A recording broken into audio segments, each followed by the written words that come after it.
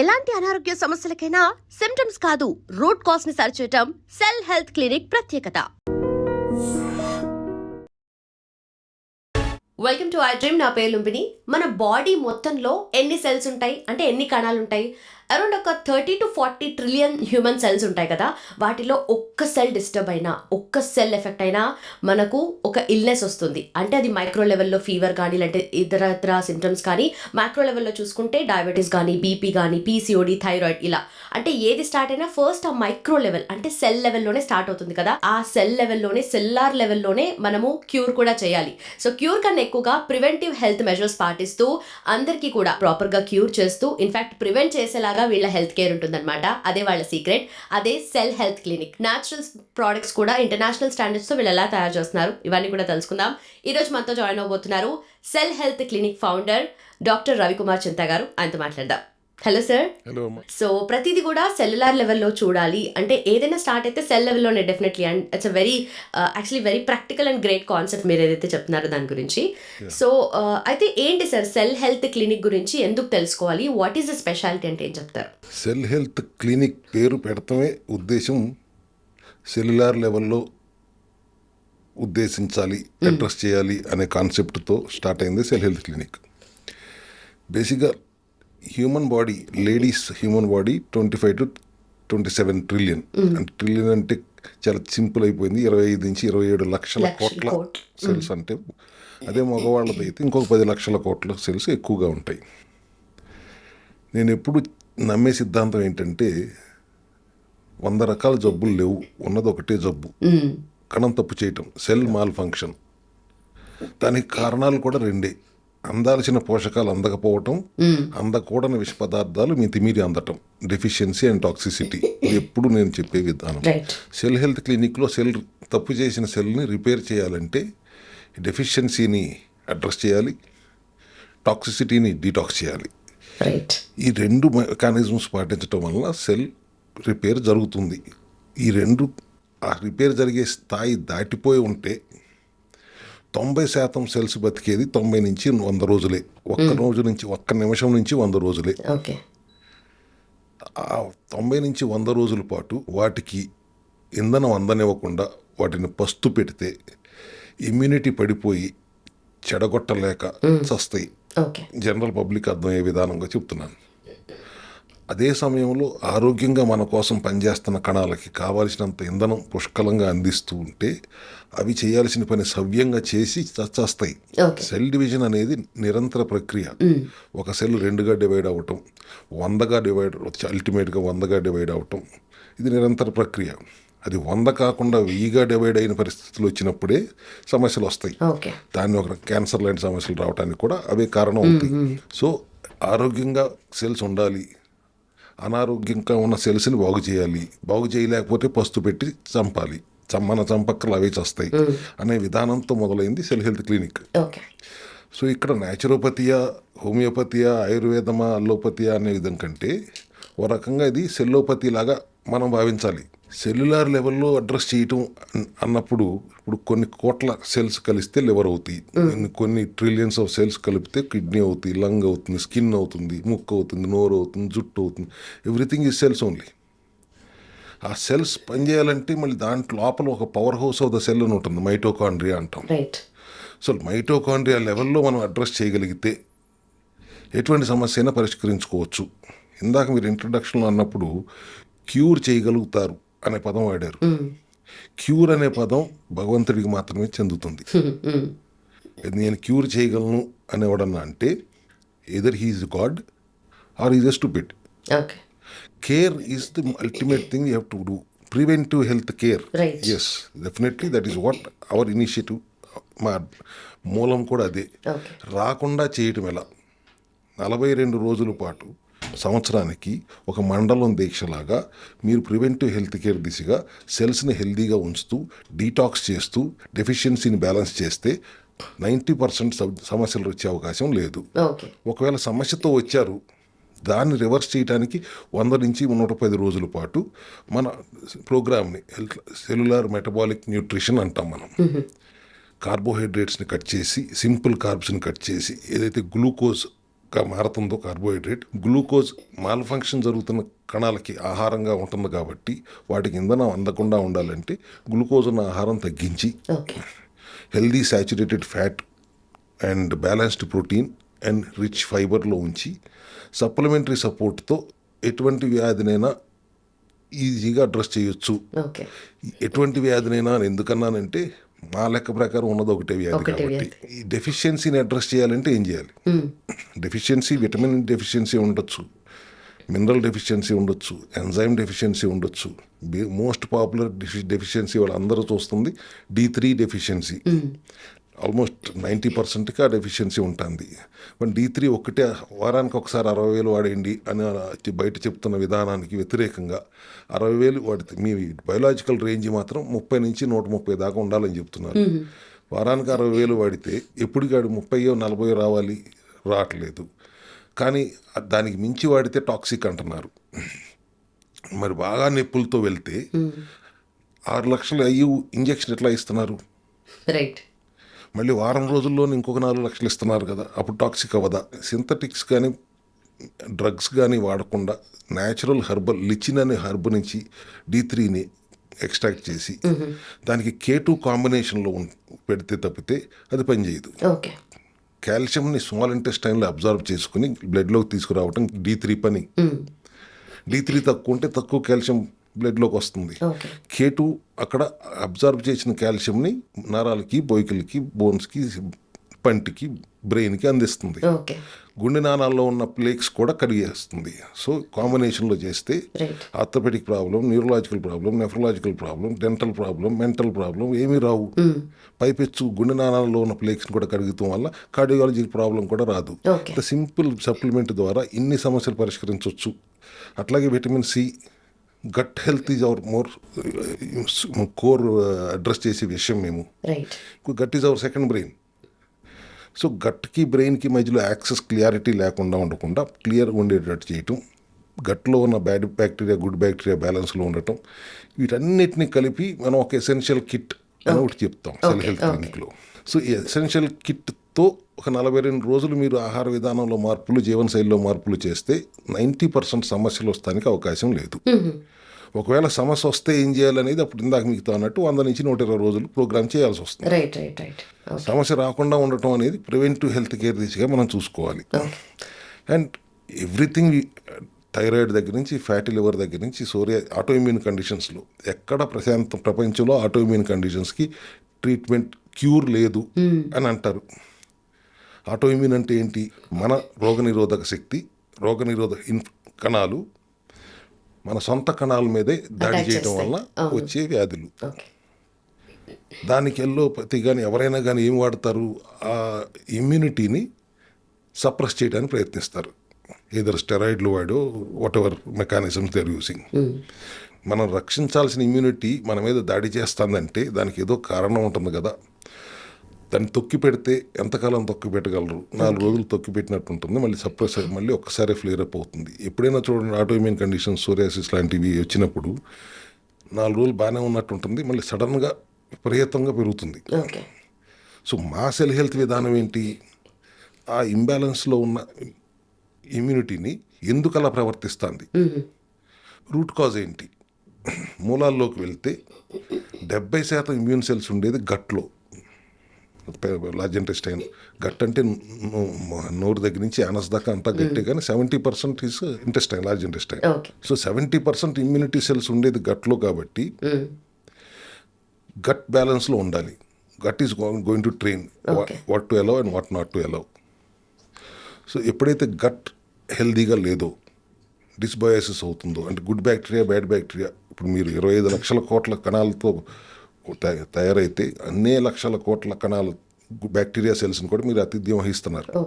దాంట్లో good bacteria, bad bacteria ఉంటుంది. దాని బ్యాలెన్స్లో ఉంచాలి. ఆ బ్యాలెన్స్ తప్పిందంటే డిస్బయాసిస్ అంటాం, లీకీ గట్ అంటాం. అటువంటి పరిస్థితుల్లో ఇమ్యూనిటీ కన్ఫ్యూజ్ అయ్యి సెల్ఫ్ టాలరెన్స్ కోల్పోయి సొంత మనుషులనే శత్రువులుగా భావించి దాడి చేస్తాను. దానివల్ల వచ్చేది ఆటోఇమ్యూన్ కండిషన్. సో మనం అడ్రస్ చేయాల్సింది గట్ హెల్త్ని అక్కడ. సో అట్లా ఈ ఎసెన్షియల్ కిట్లో gut health major role play చేస్తుంది అలాంగ్ విత్ D3, K2. ఈ ఎసెన్షియల్ కిట్ని మేము ప్రతి ఒక్కళ్ళకి వచ్చిన ప్రతి పేషెంట్ని ఎసెన్షియల్గా వాడమని చెప్తాం. రైట్, పేరులోనే ఉంది అసెన్షియల్ కిట్ అని చెప్పేసి. అంటే సార్ ఏంటి దాని ఇంపార్టెన్స్ అంత ఉందా అంటే ఫర్ ఎగ్జాంపుల్ మీరు అన్నట్టుగా ప్రివెంటివ్ హెల్త్ మెజర్సే మీరు ఎక్కువగా చూస్తూ ఉంటారు, క్యూర్ కన్నా కేర్ ఇంపార్టెంట్ అని చెప్తున్నారు కదా. సో ఏంటి ఎసెన్షియల్ కిట్ ఇంపార్టెన్స్ ఏంటి? ఎనీ కైండ్ ఆఫ్ డెఫిషియన్సీస్ మనుషుల్లో ఉండే జనరల్గా ఉండే డెఫిషియన్సీస్ని అడ్రస్ చేస్తాం.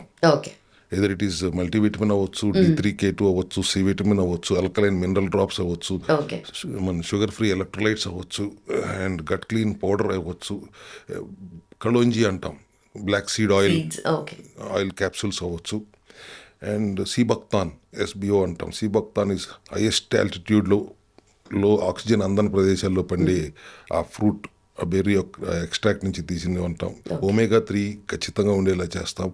All these combine together essential kit ఏర్పాటు చేస్తాం. So that any kind of డెఫిషియన్సీని మనం అడ్రస్ చేస్తున్నాం. మనిషికి రావాల్సిన అన్ని పోషకాలు అందేలాగా చేస్తూ, ఓకే, బాడీని డీటాక్స్ చేస్తూ, MCT మీడియం చైన్ ట్రైగ్లిజరైడ్స్ అంటాం, MCT షార్ట్స్ని కూడా దాంట్లో కలిపి ఒక ఎసెన్షియల్ కిట్ తయారు చేసాం. Right, right. So this is going to help any kind of preventive measures తీసుకోవడానికి ఖచ్చితంగా హెల్ప్ అవుతుంది. ప్రాబ్లం వచ్చినా కూడా సాల్వ్ చేయడానికి కూడా ఎసెన్షియల్ కిట్ చాలా బ్రహ్మాండంగా ఉపయోగపడుతుంది. So any kind of issue. Any kind of issue. Okay, okay, right sir. And also what about coconut oil sir? అంటే ఏంటి ఆ ఇంపార్టెన్స్ ఏంటి కోకోనట్ ఆయిల్ గురించి? స్పెషలీ దాని గురించి కూడా మ్యాండేటరీగా తీసుకుంటూ ఉంటారు పేషెంట్స్. అంటే ఏంటి ఆ డిఫరెన్స్?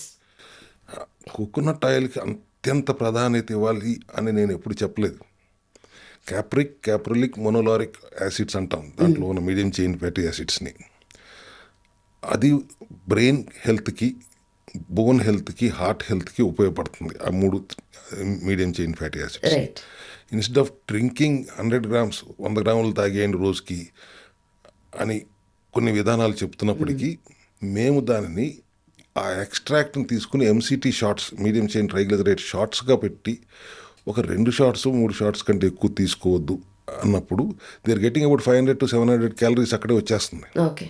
సో 2000 క్యాలరీ డైట్ ప్రోగ్రాంలో ఉన్నప్పుడు 600 to 700 క్యాలరీస్ మనకి MCT షార్ట్స్ ద్వారా వచ్చేస్తుంటే, ప్రోటీన్ తీసుకుంటాం బ్యాలెన్స్డ్గా అండ్ ఫైబర్ తీసుకుంటాం. అల్టిమేట్లీ వీఆర్ అరౌండ్ 1500 to 1600 కొద్దిగా డెఫిసిట్ ఉంచి క్యాలరీ మెయింటైన్ చేస్తాం. కాబట్టి దాంతోపాటు ఈ సప్లిమెంటరీ సపోర్ట్ ఉండటం వల్ల సెల్ హెల్త్ క్లినిక్లో ఇన్ని రిజల్ట్స్ రావడానికి కారణం అవుతుంది. ఇప్పుడు లేకపోతే అంత తేలిగ్గా నిన్నగాక మొన్న ఢిల్లీలో రాజధానిలో 6 Sigma వాళ్ళు best Ayush integrated medicinal clinic అనే అవార్డు మనకి ఇచ్చారంటే 6 Sigma is not a small organisation. ఇప్పుడు ఏ హాస్పిటల్ అప్రూవల్ కావాలన్నా, NABH అప్రూవల్ కావాలంటే 6 Sigma ఇవ్వాలి, ఏ ల్యాబొరేటరీ అప్రూవల్ కావాలంటే 6 Sigma ఇవ్వాలి. అటువంటి మేజర్ సంస్థ నేవీ చీఫ్లు, ఆర్మీ చీఫ్లు దాంట్లో పాల్గొని మాకు అవార్డు ఇచ్చారు అంటే సెల్ హెల్త్ క్లినిక్లో ఆ దమ్ము ఉంది అనేది అర్థం చేసుకున్నారు. సెల్యులార్ లెవెల్లో ఆర్గన్ బేస్డ్గా కాకుండా సెల్యులార్ లెవెల్లో కరెక్షన్ చేయటం అత్యంత ఇంపార్టెంట్ అని మేము భావిస్తున్నాం. ఆ సిద్ధాంతాన్ని నమ్మి మాకు అవార్డు ఇచ్చారంటే మీ అర్థం అవుతుంది. Okay, okay. But talking about diabetes sir, అంటే డయాబెటీస్ ఇప్పుడు మనకి సౌత్ ఇండియా అనేది క్యాపిటల్ అయిపోయింది, స్పెషలీ హైదరాబాద్. అంటే ఇంత ప్రివలెంట్గా ఉంది కదా డయాబెటీస్ కూడా. సో దానికి ఎలాంటి కేర్ మీరు అందిస్తారు? Basically India is the capital of diabetes. ప్రతి ఇంట్లో ఒక డయాబెటిక్ పేషెంట్ లేని ఇల్లు లేదు. జీవితాంతం మందులు వాడాల్సిందే అంటారు. ఆ మందులు వాడటం వల్ల వచ్చే సైడ్ ఎఫెక్ట్లు ఏంటి? ఫస్ట్ రెటీనా మీద ఎఫెక్ట్ పడుతుంది, దెన్ హార్ట్ మీద ఎఫెక్ట్ పడుతుంది, దెన్ కిడ్నీ మీద పడుతుంది. కిడ్నీ మీద ఎఫెక్ట్ అయ్యిందంటే దాన్ని సరిచేయటం ఆల్మోస్ట్ ఇంపాసిబుల్ సిచ్యువేషన్లో CKD, క్రానిక్ కిడ్నీ డిసీజ్కి వెళ్ళిందంటే వూండ్ హీలింగ్ ప్రాబ్లం వస్తుంది, గ్యాంగ్రీన్లు వస్తున్నాయి, ఏళ్ళు తీసేస్తారు, కాలు ఇవన్నీ కాకుండా న్యాచురల్గా మనం కంట్రోల్లో ఎట్లా ఉంచుకోవాలి అనేది సెల్ హెల్త్ విధానం. అది ఎట్లా? మనం తినే ఆహారం నుంచి స్మాల్ ఇంటెస్టైన్ గ్లూకోజ్గా మార్చి రక్త ప్రవాహంలోకి పంపిస్తుంది. మీ 25 లక్షల కోట్ల కణాలకి శక్తి కావాలి, అది గ్లూకోజ్ నుంచే తీసుకోవాలి. సో గ్లూకోజ్ని వాటంతటా అవి తీసుకోలేవు. సో ప్యాంక్రియాస్లోని బీటా సెల్స్ ఇన్సులిన్ అనే మదర్ ఫ్యాట్ని తయారు చేస్తుంది. ఆ ఇన్సులిన్ వచ్చి రక్తంలో ఉన్న గ్లూకోజ్ని సెల్స్ అన్నిటిలో నింపుతుంది. మీ సెల్స్ అన్ని నిండిపోయినాయి గ్లూకోజ్తో, ఇంకా రక్తంలో గ్లూకోజ్ మిగిలి ఉంది. అప్పుడు లివర్ని డైరెక్ట్ చేస్తే లివర్ దాన్ని ట్రైగ్లిజరైడ్స్ కింద మార్చి, ఫ్యాట్ కింద మార్చి మన శరీరంలో ఉన్న ఎడిపోస్ టిష్యూస్ అంటాం, ఫ్యాట్ సెల్స్, వాటన్నిటిలో నింపుతుంది. మగవాళ్ళు ఎక్కువగా పొట్ట భాగంలో ఉంటుంది, ఆడవాళ్ళలో పొట్ట, సీటు, తైసు, చేతులు అన్ని చోట్ల ఉంటాయి. ఎప్పుడైతే ఎడిపోస్ టిష్యూస్ అన్నీ కూడా నిండిపోయిన తర్వాత ఇంకా బ్లడ్లో గ్లూకోజ్ మిగిలి ఉంటే ఇన్సులిన్కి ఏం చేయాలో తెలియదు. ఓకే. ఆ పరిస్థితినే టైప్ 2 డయాబెటీస్ అంటాం. ఇప్పుడు ఆల్రెడీ ఇన్సులిన్ ఉంది, గ్లూకోజ్ ఉంది రక్తంలో, బాడీ వాడుకోలేకపోతుంది. ఇటువంటి పరిస్థితుల్లో మళ్ళీ మీరు బయట నుంచి గ్లూకోజ్ ఇవ్వడం వల్ల ఉపయోగం ఏంటి? మళ్ళీ బయట నుంచి ఇన్సులిన్ ఇవ్వడం వల్ల ఉపయోగం ఏంటి? టాబ్లెట్ అయినా ఇన్సులిన్ అయినా రైట్. ఇప్పుడు చెప్పేది వాళ్ళు మందులు జీవితాంతం వాడమని కదా. లోపల గ్లూకోజ్ ఉంది, ఇన్సులిన్ ఉంది, ఉపయోగించుకోలేకపోతుంది. మీరు బయట నుంచి మళ్ళీ గ్లూకోజ్ ఇస్తున్నారు, బయట నుంచి మళ్ళీ మీరు ఇన్సులిన్ ఇస్తున్నారు, టాబ్లెట్ రూపంలోనో ఇన్సులిన్ రూపంలోనో. అట్లా కాకుండా మా సెల్ హెల్త్ విధానం ఏంటి? బయట నుంచి గ్లూకోజ్ ఉన్న ఆహారం ఇవ్వటం ఆపేయండి. మందులు వాడాల్సిన అవసరం లేదు, ఎందుకంటే ఇన్సులిన్ ఉంది లోపల, మీరు గ్లూకోజ్ పంపట్లేదు, ఇంక ఇన్సులిన్తో పని ఏంటి? సో కంప్లీట్గా మానేయచ్చా? లోపల సెల్స్లో ఉన్న గ్లూకోజ్ అంతా వాడేసుకున్న తర్వాత మళ్ళీ అదే ప్యాంక్రియాస్ గ్లూకాగాన్ అనే ఇంకో హార్మోన్ తయారు చేస్తే ఫ్యాట్గా కన్వర్ట్ అయిన దాన్ని బ్రేక్ డౌన్ చేసి ఫ్యాటీ యాసిడ్స్ కింద లివర్ మళ్ళీ గ్లూకోనియోజెనిసిస్ అనే ప్రక్రియ ద్వారా ఆ ఫ్యాట్ని మళ్ళీ గ్లూకోజ్గా మార్చి సెల్స్ని వాడుకోవడానికి ఇస్తుంది. మళ్ళీ ఇన్సులిన్ అట్ని సెల్స్లో నింపుతుంది. ఎప్పుడైతే ఎడిపోస్ టిష్యూస్లో ఉన్న ఫ్యాట్ అంతా గ్లూకోజ్గా మారిపోతుందో, అదంతా సెల్స్ వాడేసుకుంటాయో, ఆ తర్వాత రక్తంలో మిగిలిన గ్లూకోజ్ను వాడటం మొదలు పెడుతుందో, అప్పటిదాకా బయట నుంచి గ్లూకోజ్ ఇవ్వద్దు అనేది మా విధానం. మందులు వాడాల్సిన అవసరం లేదు. డయాబెటిక్ ఎసెన్షియల్ కిట్లో ఉన్న సప్లిమెంట్స్తో పాటు ఆహార విధానంలో మార్పులు చేసుకుంటే ఎట్టి పరిస్థితిలో రాదు. అయితే ఇక్కడ ఒక ప్రశ్న కొంతమంది అడుగుతారు, తగ్గిపోయిన తర్వాత గ్లూకోజ్ టాలరెన్స్ టెస్ట్ జీటీటీ అంటారు, దీన్ని పాస్ అవ్వగలరా అని. ఖచ్చితంగా పాస్ అవుతారని గ్యారంటీ ఎవరు? విచక్షణతో మనం మెయింటైన్ చేసుకోగలగాలి. మందులు వాడాల్సిన అవసరం లేకుండా ఒకసారి మీ పోస్ట్ ప్రాండియల్ కానీ ఫాస్టింగ్ గ్లూకోజ్ కానీ నార్మల్కి వచ్చేసిన తర్వాత 3 months ర్యాండమ్ యావరేజ్ HbA1c అంటాం, అది కూడా నార్మల్కి వచ్చేసిన తర్వాత 100 daysకి ఒకసారి 100 days విచక్షణతో ఉండండి. 21 రోజులు మళ్ళీ మెయింటెనెన్స్ చేసుకుంటూ ఉండండి 1 సంవత్సరం పాటు. తర్వాత 6 నెలలకు ఒకసారి 21 రోజులు జీవితాంతం మెయింటైన్ చేసుకుంటూ ఉండండి. ఎప్పుడైనా పొరపాటున తప్పు చేశారా, ఫంక్షన్కి వెళ్ళారా, పార్టీకి వెళ్ళారా, తినేశారా, ఎక్సెస్ చేశారా, 4-5 రోజులు మళ్ళీ కడుపు యూ హ్యావ్ టు మెయింటైన్ చేసుకోండి. మీకు ఆల్రెడీ 100 రోజుల అనుభవం ఉంది కదా మెయింటైన్ చేయడం ఎలాగో. So this is only maintenance without medicines. That doesn't mean జీవితాంతం మందులు వాడాల్సిన అవసరం లేదు కదా, సైడ్ ఎఫెక్ట్లు ఉండే అవకాశం లేదు కదా. బట్ మెయింటైన్ చేసుకోవాల్సిన బాధ్యత అయితే ఉంటుంది సార్. ఒకసారి అటాక్ అయిన తర్వాత దాని నుంచి బయటపడాలంటే మనం తీసుకోవాల్సిన జాగ్రత్తలు తీసుకుంటూనే ఉండాలి. అండ్ ఇప్పుడున్న ఫీమేల్స్లో మేజర్ కన్సర్న్ వచ్చేసి పీసీఓడి ఆర్ థైరాయిడ్. సో అది టీనేజ్లో అటాక్ అవుతుందా, లేదంటే 30s, 40s, ఏదో ఒక స్టేజ్లో ఏదో ఒక రూపంలో వస్తూ ఉంటుంది, అది మైల్డ్గా కానీ ఏదన్నా. అంటే ఈ లెవెల్లో వస్తుంది కదా సార్ ఇలాంటివి. సో మీ సెల్ హెల్త్ క్లినిక్ ద్వారా ఎలా క్యూర్ చేస్తున్నారు వీటికి? ఇప్పుడు థైరాయిడ్ ఉంది, థైరాయిడ్ వలన అధిక బరువు వస్తున్నారు. జనరల్గా ఓవర్ ఈటింగ్ వలన వచ్చే అధిక బరువు వేరు, థైరాయిడ్ వలన వచ్చే ఒబెసిటీ వేరు. ఇప్పుడు థైరాయిడ్ ప్రాబ్లమ్ని మనం ఎట్లా పరిష్కరిస్తాం? ఫర్ ఎగ్జాంపుల్ సెల్ హెల్త్ క్లినిక్లో మా విధానం ఏంటి? ఇక్కడ థైరాయిడ్లో ఏముంటాయి? T3, T4, TSH.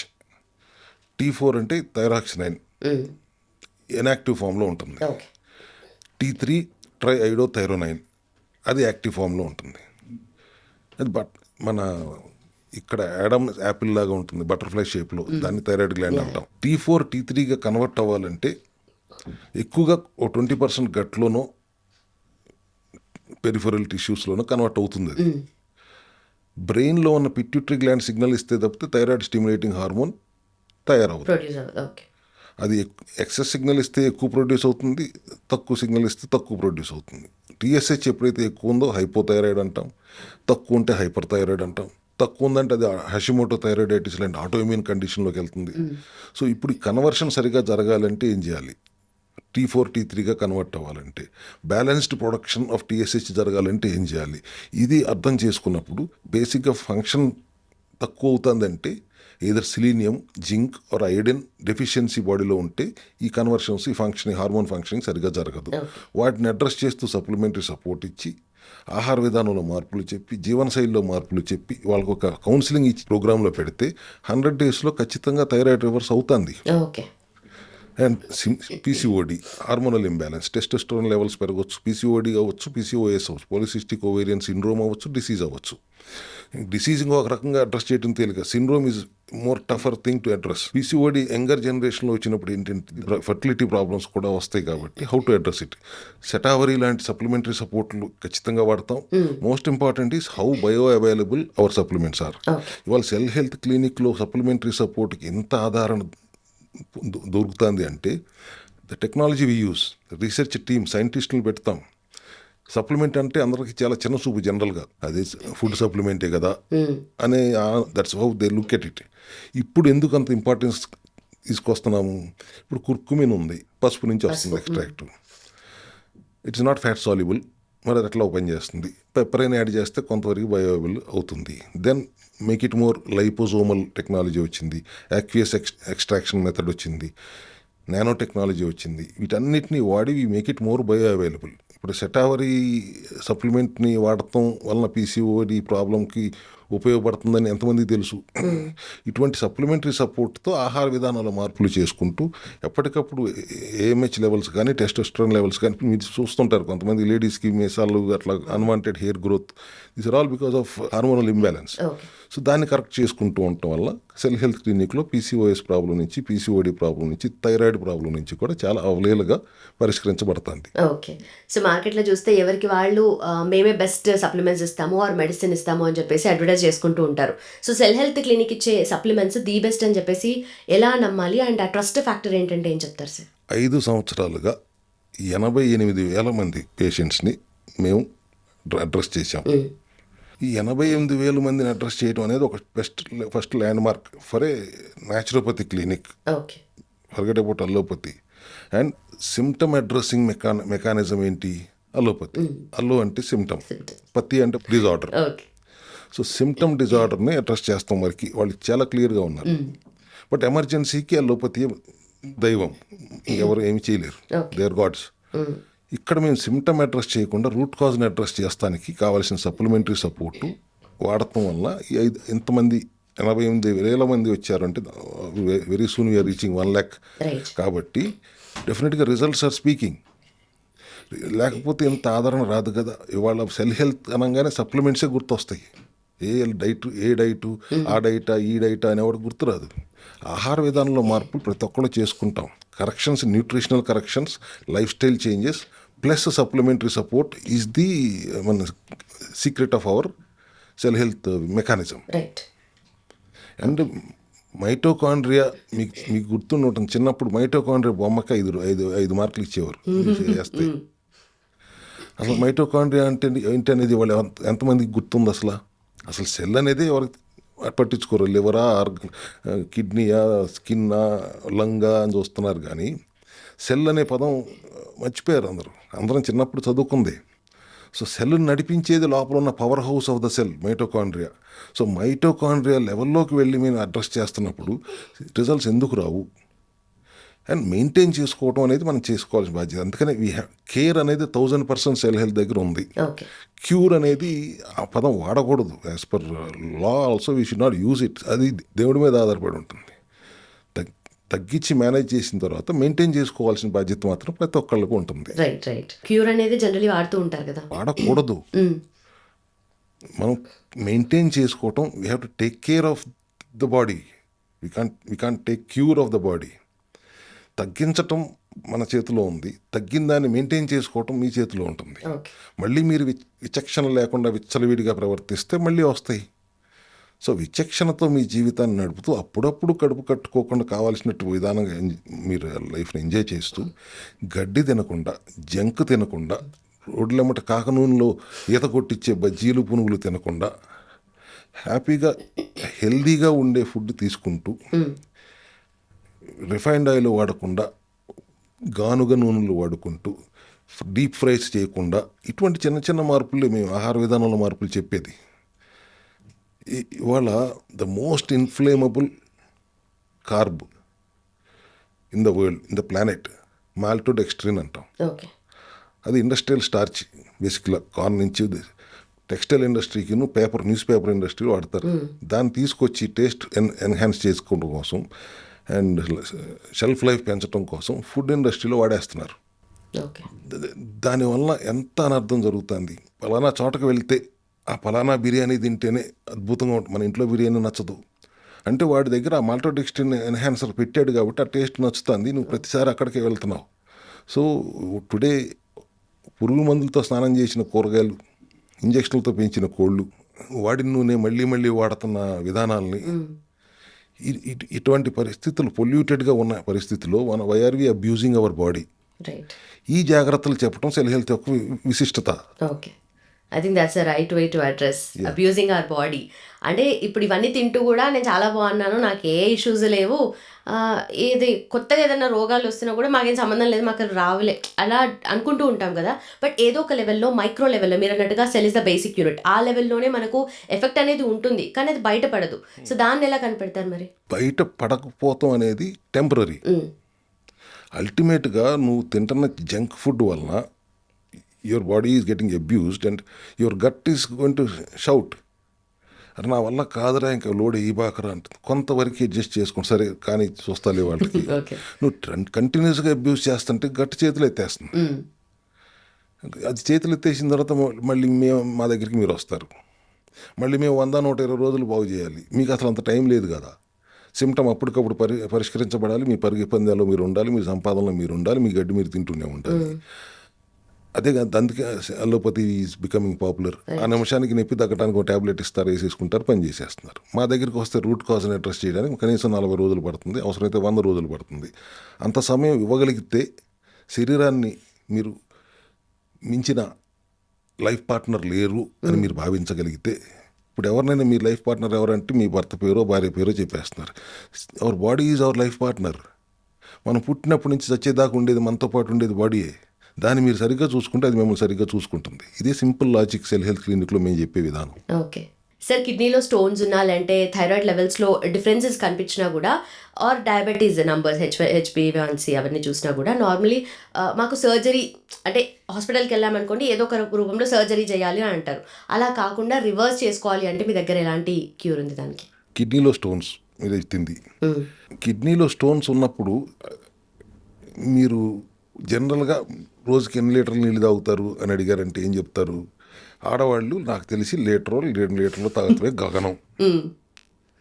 బయటికి వెళ్తున్నారు అంటే ఆ తాగే లీటర్ కూడా తాగట్లేదు, ఏ వాష్రూమ్ దొరుకుతుందా లేదో ఎందుకు వచ్చింది అని. 4 లీటర్లు నీళ్లు తాగకపోతే కిడ్నీ ప్రాసెస్ చేసి దాన్ని క్రియాటినిన్ మలినాలని ప్రాసెస్ చేసి బయటికి పంపాలి కదా, దానికి కావాల్సినంత హైడ్రేషన్ మనం ఇవ్వాలి కదా. హైడ్రేటెడ్గా ఉంచుతూ, అన్లెస్ క్రానిక్ కిడ్నీ డిసీజ్ లాగా మారకముందే హైడ్రేటెడ్గా ఉంచుతూ సప్లిమెంటరీ సపోర్ట్తో కిడ్నీలో స్టోన్స్ అవలీలగా బయటకు వచ్చేస్తాం చాలా తేలిగ్గా. మనం చూసాం చాలా కేసెస్లో. సైజ్ ఆఫ్ ద స్టోన్ ముందు స్లోగా తగ్గుతూ వస్తుంది. 3వ నెల వచ్చేటప్పటికి 100వ రోజు వచ్చేటప్పటికి ఆ స్టోన్ కూడా బయటకు వచ్చేస్తుంది. లేకపోతే మీరు హాస్పిటల్కి వెళ్తే వాళ్ళు సర్జరీ చేస్తాం, లాప్రోస్కోపిక్ చేస్తాం, ఆ స్టోన్ తీసేస్తాం. అసలు కత్తి పట్టుకోవడం అనే దాన్ని అల్టిమేట్గా దాన్ని ఎక్కడో ఉంచాలి. We should not go to that extent అనేది సెల్ హెల్త్ విధానం. తప్పనిసరి పరిస్థితుల్లో ఎట్లాగో అలోపతికి వెళ్తారు, మీరు సర్జరీలు చేయించుకుంటారు. అక్కడికి వెళ్లకుండా ఆపటం మా ఉద్దేశం. అంటే వాళ్ళకి మీద వ్యతిరేకత కాదు, అంత ఎమర్జెన్సీ సిచ్యువేషన్ రానివ్వకుండా మనం ప్రివెంటివ్ లెవెల్లోనే మనం మేనేజ్ చేయగలిగితే పేషెంట్స్. ఇవాళ ఎంతమంది వాకిన్స్ మాకు ఎందుకు వస్తున్నారు? బికాస్ న్యాచురల్లీ సప్లిమెంటరీ సపోర్ట్తో పాటు న్యాచురల్లీ తగ్గుతున్నాయి. కిడ్నీలో స్టోన్స్ చాలా తేలిగ్గా బయటకు వచ్చేస్తున్నాయి. Because you're getting hydrated first and supplementary support ఉంటుంది. డెఫిషియన్సీస్ని అడ్రస్ చేస్తున్నాం, బాడీని డీటాక్స్ చేస్తున్నాం, క్రియాటినిన్ లెవెల్స్ మెయింటైన్ చేస్తున్నాం. స్టోన్స్ ఆటోమేటిక్గా కరిగిపోతే బయటకు వచ్చేస్తాయి. That's very easy thing to happen in our cell health clinic. కిడ్నీలో స్టోన్స్ అనేది చాలా ఈజీగా అడ్రస్ చేయొచ్చు without any surgical requirement. Right sir, I think ఇప్పుడు ఉన్న కరెంట్ క్రానిక్ డిసీజెస్ గురించి ఇంకా చాలా మాట్లాడాలి మీతో. లైక్ డయాబెటీస్ గురించి కానీ, అగైన్ కిడ్నీకి సంబంధించిన సమస్యలు కూడా చాలా రకాలు ఉంటాయి, అండ్ ఫీమేల్ రిలేటెడ్గా కూడా మాట్లాడాలి. సో వీటన్నిటి గురించి I think we need an other episode. And దీంట్లో అయితే ఒక ప్రాపర్ ఇన్ఫర్మేషన్ అయితే మనకు వచ్చింది. Thank you so much for that sir. Thank you. Right, so మన సెల్ని డీటాక్స్ చేయాలి అని అనుకున్న న్యాచురల్ పద్ధతిలో మనము డిసీజ్ని క్యూర్ చేసుకోవాలి అనుకుంటే, అగైన్ మళ్ళీ క్యూర్ అనేది క్రాస్ చేసుకోండి, ఇక్కడ కేర్ అనేది వీళ్ళు అందిస్తారు. ప్రివెంటివ్ హెల్త్ మెజర్స్కి మేజర్ ఇంపార్టెన్స్ ఉంటుంది. సో మీకు ఇంకా ఫర్దర్ డీటెయిల్స్ కావాలి అంటే కింద మెన్షన్ చేసిన నెంబర్కి వెంటనే కాల్ చేయండి. And for more videos, please subscribe to iDream. Please subscribe to iDream. Please subscribe iDream. And please subscribe to iDream. For more videos, subscribe to iDream. please like, share and subscribe to the channel. Congratulations, iDream. Subscribe to iDream. Subscribe to iDream. So subscribe to iDream Media. IDream team అందరికి huge congratulations. Please subscribe iDream Media. Please subscribe to iDream. Subscribe iDream. Please subscribe to iDream. iDream అంటే నా కళల channel subscribe చేసుకున్న నోరు తిరుగుతలేదు, మీరైతే గంట గుర్తు కొట్టండి. For more such videos, please subscribe to iDream. Subscribe to iDream. Please subscribe to iDream. Please subscribe iDream Media. Please do subscribe to iDream. Please subscribe to iDream Media. For best entertainment and information, please subscribe iDream. And don't forget to subscribe to iDream.